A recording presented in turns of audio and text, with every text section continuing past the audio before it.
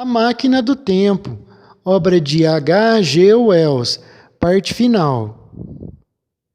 Dizem que a vida é um sonho, um pobre, belo sonho às vezes, mas eu não suportaria outro que não se harmonizasse. É uma loucura, mas esse sonho, de onde me veio ele? Devo dar uma olhada nessa máquina, se é que ela existe. Com um gesto brusco, o viajante do tempo apanhou uma lâmpada e saiu pelo corredor. Nós o acompanhamos.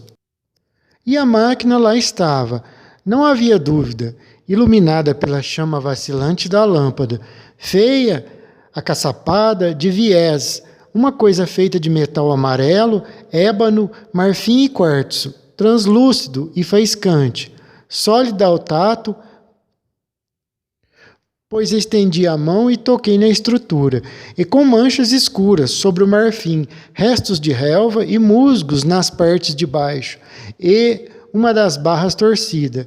O viajante do tempo colocou a lâmpada sobre o banco e passou a mão pela barra danificada.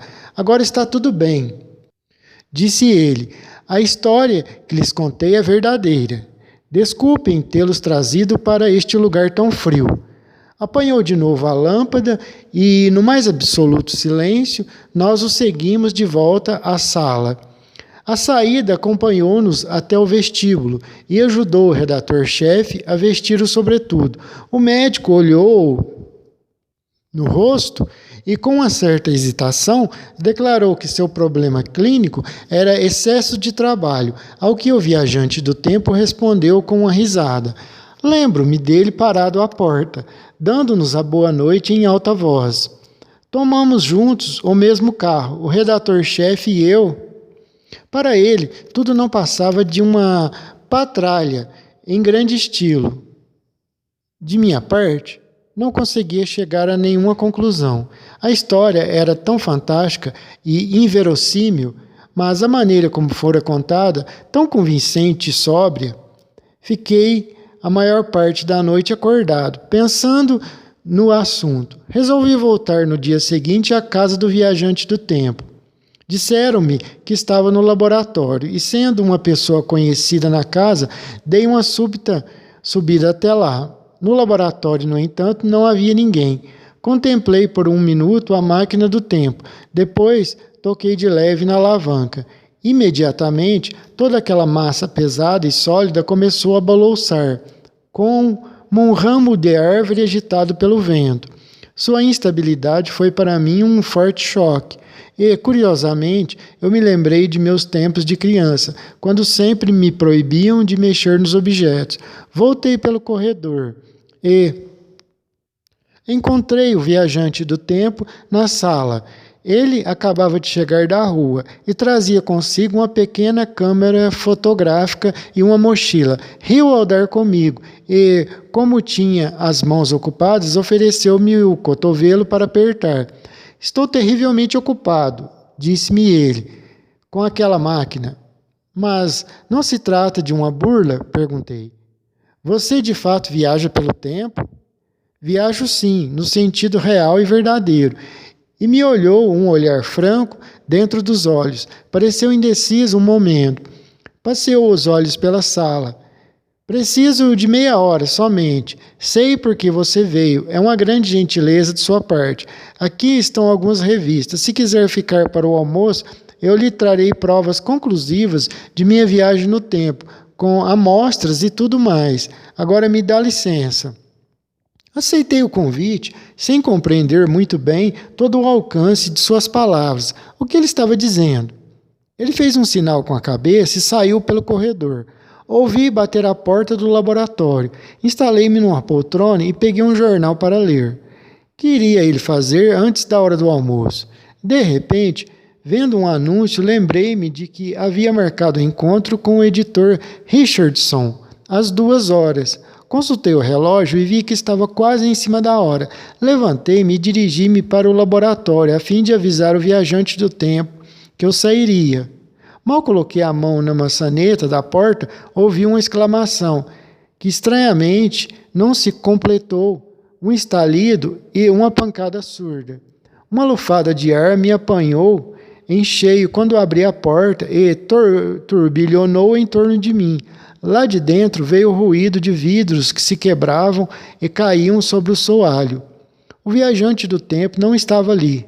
Pareceu-me ver uma fração de segundo uma figura indistinta, fantasmagórica, sentada sobre uma massa negra e amarela que rodopiava a uma velocidade indescritível. Uma figura tão transparente que através dela se podia ver com maior nitidez a mesa de trabalho com os desenhos por cima. Mas enquanto eu esfregava os olhos, o vulto se desvaneceu. A máquina do tempo tinha sumido. Não se via nada no canto do laboratório onde ela antes se encontrava, salvo um pouco de poeira ainda em movimento, suspensa no ar. Um vidro da clarabóia se partira e caíra no chão. Fui tomado de um pânico irracional. Eu sabia que havia acontecido ali alguma coisa extraordinária, pois vi com os meus próprios olhos, mas no primeiro momento não pude discernir o que podia ter sido. Enquanto eu estava ali, paralisado, a porta que dava para o jardim se abriu e o empregado apareceu. Olhamos um para o outro. Meu cérebro voltou a funcionar. O senhor saiu pelo jardim? Não, senhor, ninguém saiu por aí. Eu esperava encontrá-lo aqui dentro. Então compreendi e, arriscando-me a desapontar Richardson, resolvi aguardar a volta do viajante do tempo, aguardar a segunda narrativa, talvez ainda mais estranha, emocionante e fantástica que a primeira, juntamente com os espécimes e as fotografias que ele iria me trazer. Começo, todavia, a recear que tenha de esperar a vida inteira. O viajante do tempo desapareceu há 3 anos e, como todos agora sabem, nunca mais voltou. Epílogo. Tudo que posso fazer é ficar imaginando. Voltará ele algum dia? Talvez tenha viajado para o passado e caído no meio dos peludos selvagens da Idade da Pedra. Tudo que posso fazer é ficar imaginando. Voltará ele algum dia? Talvez tenha viajado para o passado e caído no meio dos peludos selvagens da Idade da Pedra Lascada. Bebedores de sangue, ou nos abismos do mar Cretáceo, ou entre os grotescos sáurios, os gigantescos répteis do Jurássico.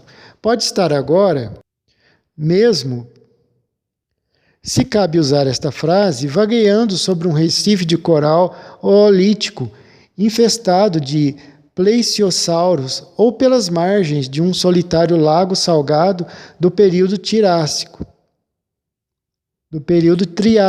ou então se dirigiu para o futuro, para épocas mais próximas da nossa, em que os homens ainda são homens, mas as indagações de hoje estão já respondidas e resolvidos nossos problemas mais aflitivos. Ou talvez esteja na época de Jesus, falando com o mesmo, quem sabe, uma época em que a raça humana terá atingido o seu pleno amadurecimento. Será?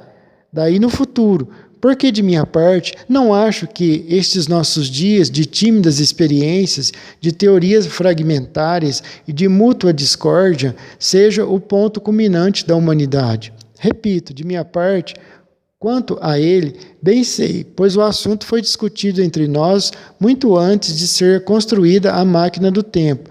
Bem sei que tinha ideias bastante sombrias sobre o progresso da humanidade e considerava as crescentes conquistas da civilização como um simples amontoado de loucuras que, inevitavelmente, desabaria sobre seus artífices e acabaria por destruí-los. Se de fato é assim, só nos resta viver como se não fosse.